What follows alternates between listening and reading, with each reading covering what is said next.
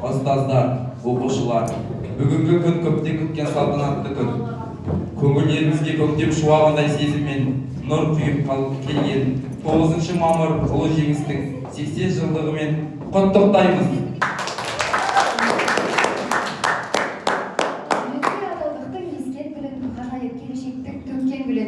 Ардақты ағаларға шын көңілден жолдаймыз алғыс пенен сәлем бүгін.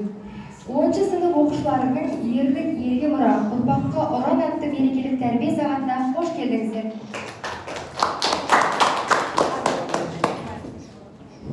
Соғыс өтті, жалмап талай. Бағанда шерленіп, тамшылмастан шегелеген жерде бұл, қара бұлтты қақ жарайық деді де, қолдарына қару алды ерленіп. Жеңіс күні адамзат аңсап күткен күн. Айбынды күн. Ендеше жеңіс күніне арналған кешімізді ашып беру үшін сөз кезегі. Оқу жөніндегі орынбасары Раманқұлова Наурыз апайға, директордың ғылыми ісі жөніндегі орынбасары Төлтебаев Алмағайға, Шүменбай Айжан апайымызға берейік. Санасқа кесапат жоқ. Соғыс жалғыз ауыз сөз, бірақ қандай қорқынышты. Соғыс дегеніміз қайғы қасірет, қан төгіс, өлім жеңіл. Соғыс дегеніміз күн сайын туған туыстан, жақын жорадан ұмытылмақ емес. Ұяда не көрсең, ұшқанда соны ілерсің. Адам ешқашанда анадан батыр болып тумайды. Айбындылық, батырлық, ерлік аспаннан түспейді. Табандылықтың атасы татымды тәрбиеден бастау алады деген екен. Атаңызға айналған халық қаһарманы батыр атамыз Бауыржан Момышұлы. соғыс өзінің сұмдықтарын бүгінге дейін ұмыттырар емес. Сол қаралы жылдардың жарасы адамзат жүрегін әлі сыздатуда. Сол жылдарды кез келген адамға елестетіп, жыр тізбектерімен көтеріп оны біздің ел. Бұл Төлеген өлген жер, бұл Жапаев өлген жер, Азамат ақын ардагер Некрасов сүйген жер. Ер азамат жігіттер, атса жер осы жер, алса жер осы жер, тартса жер осы жер. Жоғары көтер кеудеңді, ұмтыл алға тезінен, жүріңдер тез жүріңдер. 80 жыл бейбіт көктем таң атқалы, 80 жыл шуақты күн тарақтаны. Есімде сонан бері 80 рет ашылды жеңіс күннің парақтары. 80 жыл үзілмеді құстар әні. Есімде сұм соғыстың қыспағаны. 80 жыл жауымыздың ажал оғы, біздің ел үстіменен ұшпағалы. Талай құс содан кейін қайта оралды. Талай бар әлеміне қайта орнады. Соғыста өлгендер тек оралмайды, тек ұрпақ болар жайлы айтады. Сұрапыл соғыс қанша үйдің адамын ұрлады, қанша үйде оттар сөнді, қанша аналар ұрыс даласынан келген қаралы қағазға сенбей, ұлдарын күтумен өмірден өтті. Қаншама арулар жесір қалып, сәбилер жетімдіктің зарын тартты.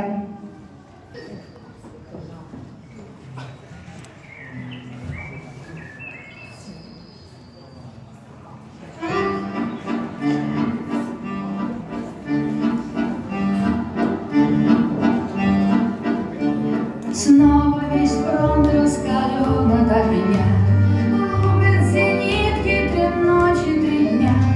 Огнем на стерке, на снимке ты обнимаешь меня, как эти тучи голубом напоминают море, напоминают старый дом, где кружат чайки за окном. Где мы с тобой танцуем вальс, где мы с тобой танцуем вальс, где мы с тобой танцуем вальс. Внимание! Говорит Москва. Передаем важное правительственное сообщение. Граждане и гражданки Советского Союза, сегодня в 4 часа утра, без всякого объявления войны, германские вооруженные силы атаковали границы Советского Союза. Началась Великая Отечественная война советского народа против немецкого географических захватчиков. Хош бол елім, қан майданға жөнелдім. Жаным барда жаудың жолын бөгермін. Я болмаса омырауымнан оқ тиіп, жүрегімнің қанын жерге төгермін. Жігіттер, сапқа тұрыңдар. Біздер еліміз үшін, халқымыз үшін майданға аттануымыз керек. Майданға аттануға дайынсыңдар ма? Оңға бұрып, алдыға адым бас.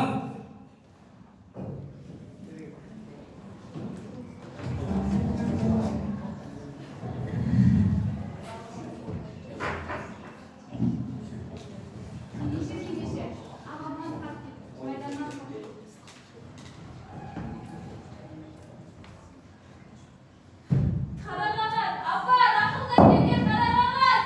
Рақымым қайда менің? Рақымым. Қарағым-ау, жылама. Бұл қағаз өтірік болар, рахымың әлі тірі ғой. Жылама, қарағым. Сенбеймін, апа.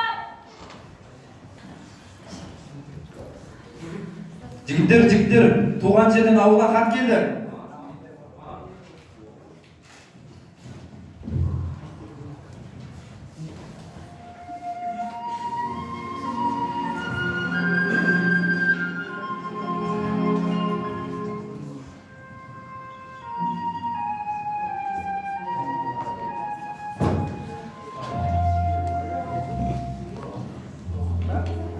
Бьется в тесной печурке огонь, на поленьях смола, как слеза, и поет мне в землянке гармонь про улыбку твою и глаза.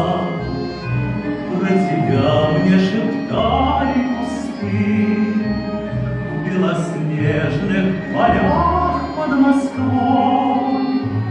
Я хочу, чтобы слышала ты, как тоскует мой голос живой. Ты сейчас далеко, между нами снега и снега, до тебя мне дойти нелегко.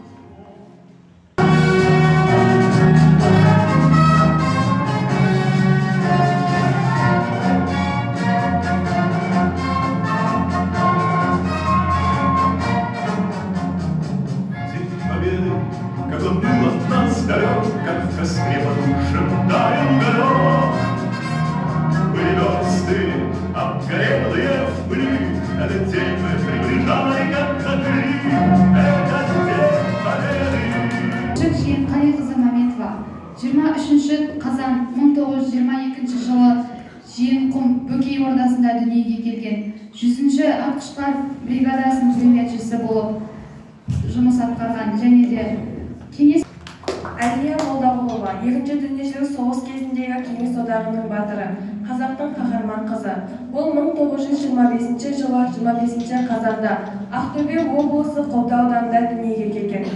Азан шақырып қойған есімі Әлия Нұрмұхамед қызы Молдағұлова. Нағашыларының қолында тәрбиеленгеннен кейін Ленинградтағы балалар мектебінде оқып бітіреді. Соғыс басталғанда мектепті аяқтап өз еркімен майданға сұранады да 1943 жылы мергендер мектебін бітіріп, өзі майданға аттанады. 1924 жылы 19 қазанда Ақмола ауданы, Ақмола облысы Тайтөбе ауылында дүниеге келген.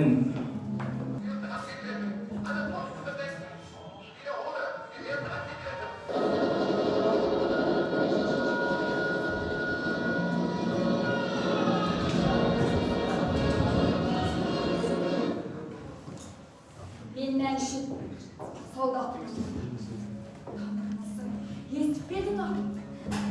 Ұзақ түгіннен ыстық, қолығында суат ыстық.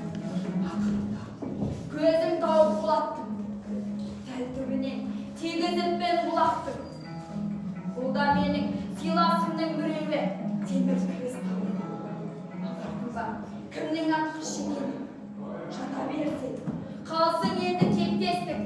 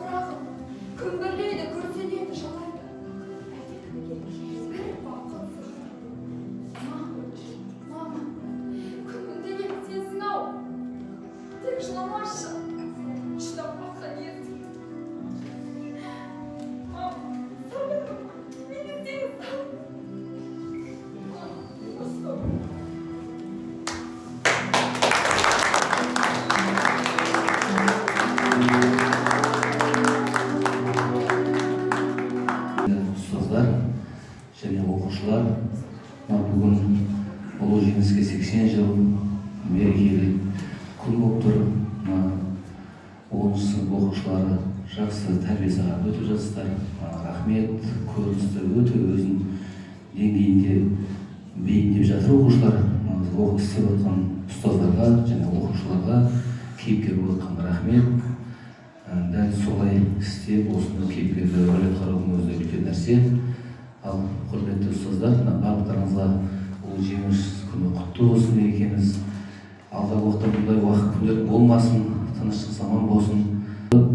Өздерінің қай қалада болсын, Қазақстанда болсын, жоқ басқа мемлекетте болсын, жақсы қызмет атқарып, біз сендермен осы елді мекенді мақтан ететіндей жақсы оқушы болыңдар. Мереке құтты болсын, іс-шарамыз. Құрметті ұстаздар, құрметті оқушылар, бүгін керемет іс-шара өтіп жатыр. Гүлайым апайымыз, Жадыра апайымыз балдарға тек қана жақсылық дейміз. Жеңіс құтты болсын барлығыңызға. Ал енді құрметті оқушылар, құрметті ұстаздар, мынау енді ауылдағы үлкен ағаларымыз, інілеріміз мектепке қол ұшын созып, мектептің осы ішкі оформлениесі дейміз ғой, соған қол ұшын берген аға-інілерімізге үлкен рахмет. Сол кісілердің барлығын шақырып, мектепте бір алғыс хатымызды берейік деп шақыртқан еді. Керімжан ініміз ғана келіп, қалған жігіттердің бәрі енді шаруашылықтармен жүрген шығар, ешқандай не айтпаймыз. Құдай қаласа, Керімжан, рахмет еңбектеріңе, осы елім деп, жерім деп, ауылым деп, алтын бесігім деп, тапқан табысыңнан осы мектеп үшін деп, жүрегіңнен жұлып беріп, осы мектепке көмек беріп жатсың. Әрқашан кәсібіңе Алла береке берсін, денің сау болсын. Басқа да жігіттердің бәріне үлкен дұғай рахмет айтып жеткізерсіз. Енді келмегенде біз кінәлай алмаймыз. Мың шаруашылығы бар азаматтар, біз кішкене бір осы мектепке бір шайымызды беріп, осы мектептің шынарынан көрсетіп айтайық дегенбіз. Көптен көп рахмет. Ал енді мына жерде мектеп ұжымы атынан алғыс хат құрметті Байсейітов Шәріпхан Әріпханұлы, сізге Абай атындағы жалпы білім беретін мектебінің ұжымы және оқушыларға атынан зор алғысымызды білдіреміз. Білім беру ісіне көрсеткен қамқорлығыңыз бен шынайы қолдауыңыз мектеп өміріндегі маңызды оқиға болды. Сіздің демеушілігіңізбен жүзеге асқан мектептің безендіруі ісі жас ұрпақтың сапалы білім алып, болашаққа нық қадам бастауына үлкен мүмкіндік берді. Жүрегіңіздегі мейірім мен жанашырлық сіздің ел болашағына бейжай қарамайтын азаматтық жауапкершілігі мол тұлға екеніңізді дәлелдейді. Осындай ізгі істеріңіз әрдайым алғыс пен құрметке бөлене берсін. Сізге зор денсаулық, ұзақ ғұмыр, отбасыңызға амандық, еңбегіңізге табыс тілейміз. Мектеп ұжымы атынан осындай алғыс хат Қаратасов Керімжан Ашынұлы.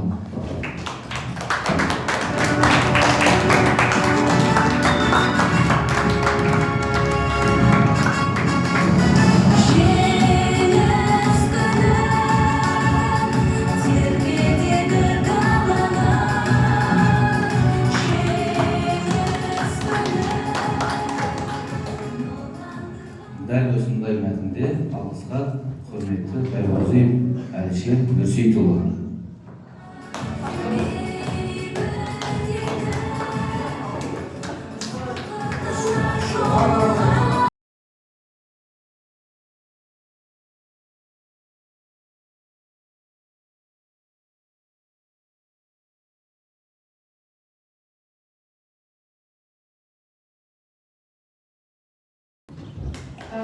Ашық тәрбие сағатымызға қош келдіңіз деп айтамын. Барлықтарыңызды ұлы жеңістің 80 жылдық мерекесімен құттықтаймын. Кеше өткен 7 мамыр отан қорғаушылар күнімен құттықтаймын. Отбасыларыңызға амандық, деніңізге саулық тілеймін. Еліміз тыныш, жұртымыз аман болсын дегім келеді. Және осы орайда қысқаша серік түсетін ер азаматтарға және оқушыларға, ер балаларға ұйымдастырылған сыйлығымыз бар. Жауап берген оқушылар немесе ағайындар. Бастайық. Кезекші сақшының біреуі келе жатқанда айтылатын сөз. Кезекші сақшының біреуі келе жатқанда айтылатын сөз. Кинода да айтады.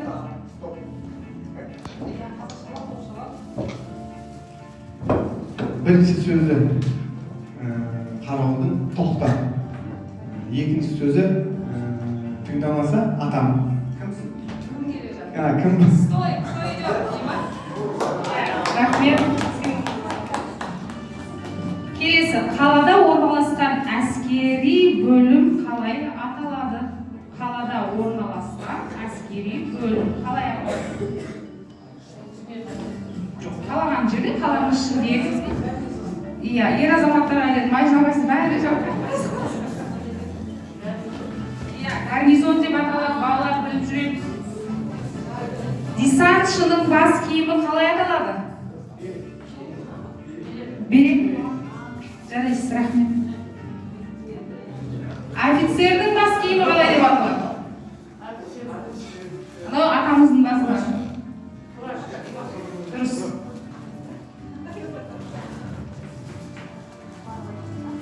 Бос патронның ішінде не жоқ? Бос патронның ішінде не жоқ?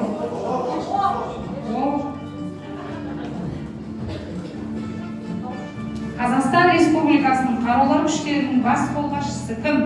Оқушылар. Кім? Қазақстан Республикасының қарулы күштерінің бас қолбасшысы. Алмағай дұрыс айтады, қаттырақ айтыңыз.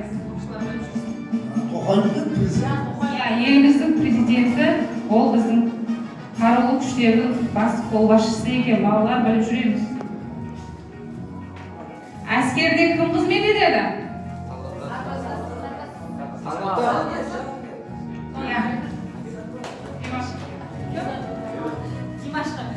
Жетінші мамыр күні Қазақстанда қандай мереке тойланады? 7 мамырда. Отан қорғау. Бәріміз естіп жүреміз бе? Сарбаз әскерге барғанда бірінші алатын әскери атағы қалай аталады?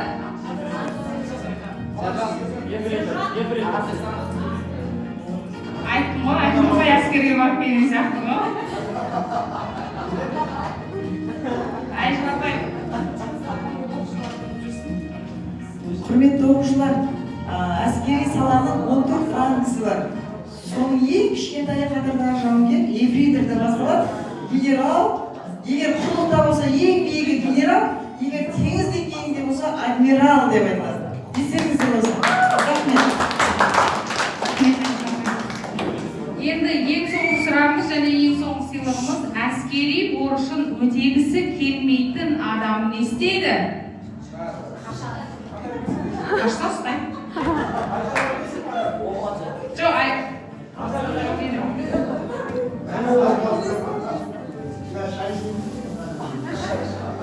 әскерге барғысы келмеген адам не істейді?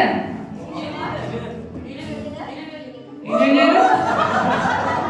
Біздің қазіргі өмірдегі болып жатқан нәрсе үйленіп жатыр. Бірақ біздің жауабымыз ондай емес. Тағы да не істейді?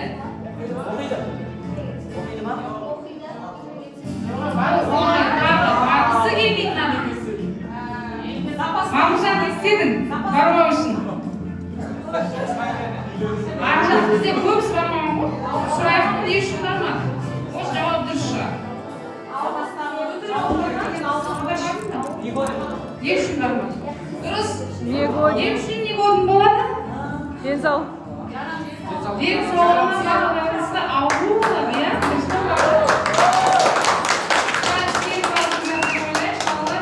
Әрқашанда отанды қорғауға құлшыныстарын артып тұрсын, патриот болыңдар, жарай ма? Әрбір Бізден аман болайық, енді соғыс болмасын. Өртенбесін туған ел, шайқалмасын асқар ел. Сен еткен отан анам ғажап едің, әстептеп көрген тілмен жазар едім.